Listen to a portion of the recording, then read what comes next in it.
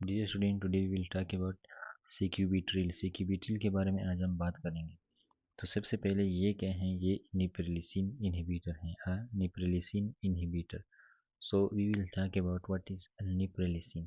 तो लेट्स से यहाँ पे ये क्या है, ANP हैं और ये BNP हैं, atrial natriuretic peptide and brain natriuretic peptide. So ANP and BNP ये क्या करते हैं, ब्रेक डाउन हो जाते हैं इनकी, यानी ANP और BNP की जो ब्रेक डाउन होती हैं वो किस चीज़ की वजह से होती है, निप्रिलिसिन की वजह से।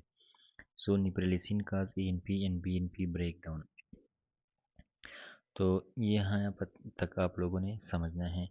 तो ये what is the role of ANP and BNP। तो ANP जो होते हैं, BNP जो होते हैं, ये हाइपरटेंशन को डिक्रीज करते हैं बाय इंक्रीजिंग GFR। तो ANP एंड BNP GFR को जो क्या करते हैं, इंक्रीज करते हैं। Now how they increase the GFR year. यहाँ पे ये क्या है, ANP एंड BNP हैं, ये हमारे पास एफरेंट आर्टेरियोल हैं, ये इफरेंट आर्टेरियोल हैं।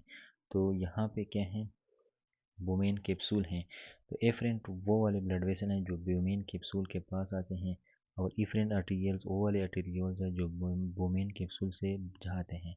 तो ये ANP एंड BNP क्या करते हैं, एफरेंट आर्टेरियल की वजह डायलेशन करते हैं और एफरेंट आर्टेरियल की वजह कंस्ट्रिक्शन करती हैं। तो इस वजह से क्या होता है, ब्लड आता ज़्यादा है, ज़्यादा आ जाता है, लेकिन बाहर ज़्यादा नहीं जा सकता।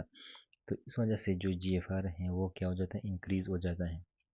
So this is the mechanism how ANP and BNP increase GFR। तो ANP जो है GFR को इंक्रीज करता है और इसके ज़रिए से फिर क्या होता है, ब्लड का वॉल्यूम कम हो जाता है और हाइपरटेंशन डिक्रीज हो जाता है। अब निप्रिलिसिन जो है,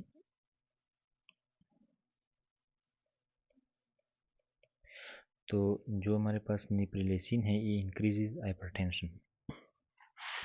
निप्रिलिसिन जो है हाइपरटेंशन को किस तरह ही इंक्रीज करता है, क्योंकि ये ANP एंड BNP की ब्रेक डाउन करता है। तो जब ANP and BNP break down हो जाती हैं तो GFR कम हो जाते हैं और इस वजह से हाइपरटेंशन जो है बढ़ जाता है। सीक्यूबिट्रिल जो होता है ये हाइपरटेंशन को कम करता है, किस तरह, बाय इनहिबिटिंग और ब्लॉकिंग निप्रिलिसिन। तो यहाँ पे फिर दोबारा से आते हैं, तो जो सीक्यूबिट्रिल है ये निप्रिलिसिन को क्या करता है, इनहिबिट करता है, और जब ये इनहिबिट हो जाए तो ANP एंड BNP जो है ब्रेक डाउन नहीं होती and the level of ANP and BNP क्या होते हैं, इंक्रीज हो जाते हैं, and that decrease the hypertension. So in this way we decrease the hypertension by sacubitril. तो ये जो सीक्यूबिट्रिल है, मैकेनिज्म इसका क्या है कि इट इज निप्रिलिसिन इनहिबिटर। तो क्या करता है, प्रिवेंट करता है डिग्रेडेशन ऑफ ब्रेडिकाइनिन। BNP के अलावा ये जो है ब्रेडिकाइनिन विच काज एंजियोडीमा, नेट्रिक यूरेटिक पेप्टाइड्स जो अभी हमने डिस्कस किया, एंजियोटेंसिन 2 एंड सब्सटेंस P, इनकी डिग्रेडेशन को क्या करते हैं, प्रिवेंट करते हैं।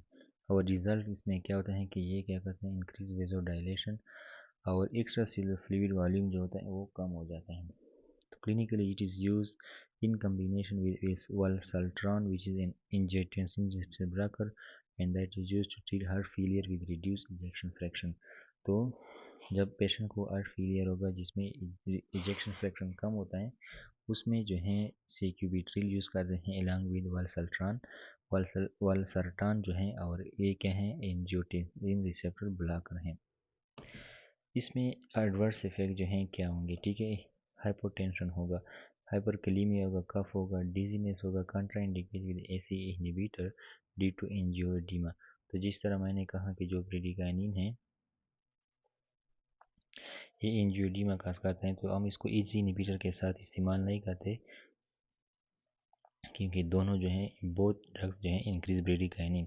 तो जो दोनों ड्रग्स हैं वो ब्रेडिकाइनिन के लेवल को इंक्रीज करते हैं। So that is why we don't use AC inhibitor and sacubitril together।